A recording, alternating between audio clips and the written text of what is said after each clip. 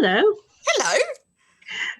It must be books at lunchtime. It must be books at lunchtime. I'm hungry and I want to read something. So obviously it's well timed. Well timed indeed. What shall we talk about?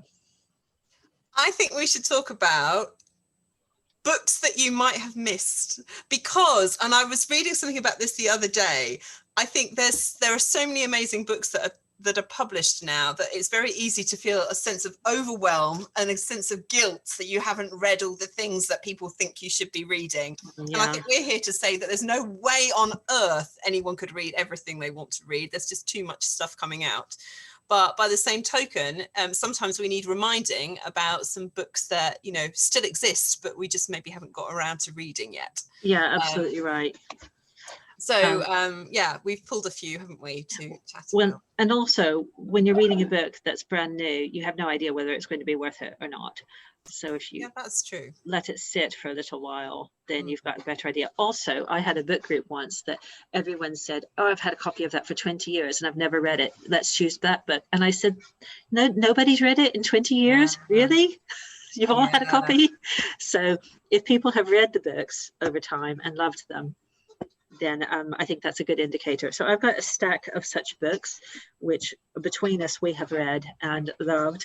And I've not looked up dates on these, but I'm going to show you the first one of the stack which I read, which was The English Patient, Michael Oondatje. And this says that it was shortlisted for the Golden Man Booker Prize, so quite an important award.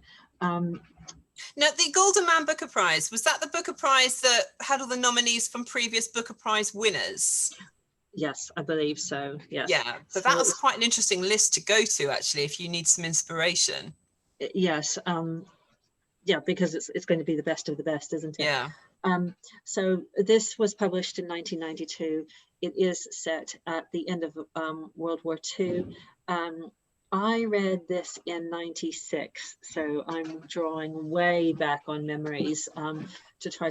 So I think it's set in Italy. Come closer. Okay, it's set in Italy after World War II, and a bomb disposal expert and a nurse get sent to sort of rural Italy, and they find this patient who they suppose is English, but they're not sure, and it's about working out his sort of backstory, but sort of the relationships between them. And it's just really well written as well. It is very well written. Yeah. Thank you for reminding me. Thank you. Thank you, Barney. Yeah. This is the brilliant thing about having the community of volunteers, because we have so many readers and so many voices, but some of them wish to remain disembodied voices. So definitely worth a read. It has been approved by so many people, and I did love it at the time. More recently, I have read Life After Life. So have you read this? I haven't actually. Kate Atkinson keeps cropping up. In the last week, about 4 different people have told me. I actually must hold my hands up. The only Kate Atkinson I've read is Behind the Scenes at the Museum. So this one is, I have not read. So tell me about it. Yeah, okay, so this is completely separate to the Jackson Brady series, and it's about a young woman who, this absolutely not spoiling anything to tell you what goes on. In the beginning of the book, she walks into a cafe in sort of 1930s Germany, and she sees Adolf Hitler enjoying a bit of cake, and she takes a gun out of her handbag and kills him. That's on page 1, right? So then you go to the next page and a baby is born, but the baby's dead. So you go to the next page and a baby's born, but this time the midwife has a pair of scissors in the drawer so she can cut the umbilical cord and the baby lives. So basically this woman, Ursula, is given opportunities to start life over again, over and over and over, until she gets it right, so she can have that ultimate fate of killing Hitler and avoiding the atrocities of World War II. Oh, wow, that's really interesting. Yes, so she makes it to day 1, you know, in the first page, and then in the next scene, she makes it to a couple of years old, and then another, she ends up in a bad relationship, and she dies and starts over again. So she's born again, and every single time she has to start over, to the point that she finds herself kind of instinctively fleeing danger because something in her, a kind of experience she doesn't recognize, tells her, don't go there. And so she goes the other way instead. So it's a big book, but every single page is, I'm not going to say a joy, but is really compelling and really interesting. And it is 600 pages, and there is a sequel, the name of which escapes me, something to do with gods, but it's really worth a read. We also have had loads of people read over the years, and they keep coming back for Captain Corelli's Mandolin. Now, the author, Louis de Bernières, is a good friend of our shop. And when we first found out that he was going to be working with us, I fell off the sofa. I couldn't believe it, because he's such an accomplished, beautiful writer. I've been reading quite a lot of his work this year, and it's just always so human and witty and intelligent and informed, and there's so much music in it. And this is again set in 1941. It's quite a bit of a theme here. And so the Italian officer, Captain Antonio Corelli, is posted to the Greek island of Kefalonia, and it's about a young doctor's daughter, and relationships. And I just always remember the very first scene. Even if you didn't read the whole book, the first chapter is so human and caring that it's just, well, you would have to read the rest of the book. And likewise, I'm not going to say anything except I feel the same way about the last scene in the book. Do you? I don't remember the last scene. Yeah, oh wait, on the and bicycle riding away. Well, yeah, Okay. it's just, I just remember it so vividly that yeah, it's something that that springs to mind quite a lot, particularly as I was lucky enough to be on holiday in Catalonia a few years ago, and I was very much kind of in the forefront of my mind when I was there. I should have taken a copy with me to have a read. You should have taken a copy with you. I will read anything he writes now, basically, having read quite a lot of his books this year. So this is another modern classic, The Ocean at the End of the Lane, and this is the same book but with a new cover, by Neil Gaiman, and lots of people love him. He does write books for older children, but he also, this is definitely an adult's book. It's now been made into a West End theatre production.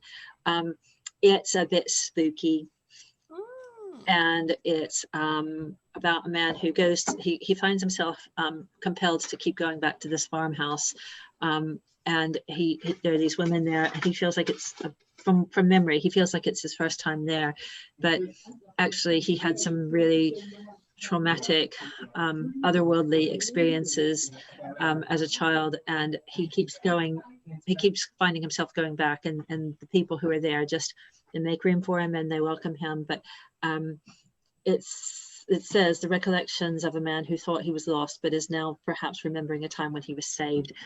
It's atmospheric. A lot of people like spooky this time of year. Yeah. So I found the character, who I believe is also, I don't want to say, named Ursula, same as in Life After Life. Yes, I found her really scary. So it's not a standard paperback because it does have illustrations in it. Loads of people love it, but I don't like to be frightened. It's still a very good book. So you mentioned this earlier. Yes, I did. A Gentleman in Moscow. So I recap what we were talking about. So I was on Twitter earlier, and somebody, sometimes there are these lovely little asides, and yesterday the sort of starter for 10 was, look at the book that you're reading right now, and the main character in that book is going to make you breakfast tomorrow morning. how do you feel about it? And somebody, and I think it was Diane Setterfield actually on Twitter she said, I'm just reading, she said, as she grabs the book from the bookshelf, A Gentleman in Moscow, because the protagonist is just extraordinary. Yeah. And this is another book that so many people I have all the time in the world for have said it's just the most lovely book. It was one of Barack Obama's top picks when it came out that year. It was like his must-read book, and yeah, beautiful writing. It really is beautiful writing, and it's about a man who writes a poem and is sentenced to house arrest in the very posh hotel that he was living in anyway, but he's made to leave his suite and go to live in the attic, and he's never to leave ever. So even though he was he's a count, he was a speaker of many languages, he could recite poetry and novels in many languages from over centuries, exceptionally well educated and very, very sophisticated. He was confined to house arrest in these very tiny rooms upstairs, so his world shrank to this space, and he had to sort of recreate his world and how he was going to live it within the confines, and getting to know the staff there, getting to know some of the guests, forming very meaningful relationships with some families. And it's just a really beautiful, affirming book about how even in constrained circumstances, you can still have quite a rich experience. Speaking of constrained circumstances. Yes, you can't get more restrained than that, can you? No. This is another book that I just think about often, and I read this back when it came out, so that would have been, I want to say 2002, 2003, somewhere around there, early 2000s. It was one of those books that, like Captain Corelli's Mandolin, the cover is just so iconic that, and I just pulled my copy off the shelf here, which was in paperback. The cover is just so iconic that, you're sitting on the tube in London or on a bus, and you just see these flashes of blue and orange. So that the story is about there's been a shipwreck, and the only survivors of this shipwreck are a boy, and he manages to get onto this little boat, a lifeboat. But the crew on the lifeboat consist of, let me see if I get this right. So it's a zebra, an orangutan, a tiger, and is there one more? A hyena. And a hyena, along with this little Indian boy. And it's about the journey that they make together, and the relationship between all of these creatures on board the ship. And I will say nothing more about it, because if you haven't read it, you just need to wade in and just sort of experience it unfold. But it was I found it very thought-provoking. It's also been made into a movie, as a lot of these great books have been, but the book is a much more immersive and transformative experience, I would say. Definitely recommend. Yeah. And the last one that we sell boxfuls of to our customers because they love it is All the Light We Cannot See. So this one is about a young girl. Again, it's a wartime book, World War II era. It's about a young girl whose father is the chief curator of the Natural History Museum in Paris, but she's blind. So she's about 6, and her education is that he lets her handle the exhibits. So she becomes very tactile and very knowledgeable about the natural world, from handling shells and fossils and everything in the Natural History Museum. And he, at the same time, parallel story, in Germany, there's a boy, an orphan, who is in the mines, and he's destined just to be digging coal. I'm just going to pause this. Right, sorry about that. So shop phones, all that. So there's a boy in Germany, and he is going to be in the mines to have coal for the war effort. But they find out that he has quite an aptitude for this new radio technology that's coming out.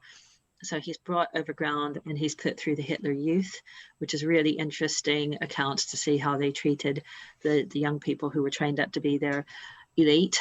And he ends up being part of a group of people who are trying to intercept the radio transmissions from France from the resistance.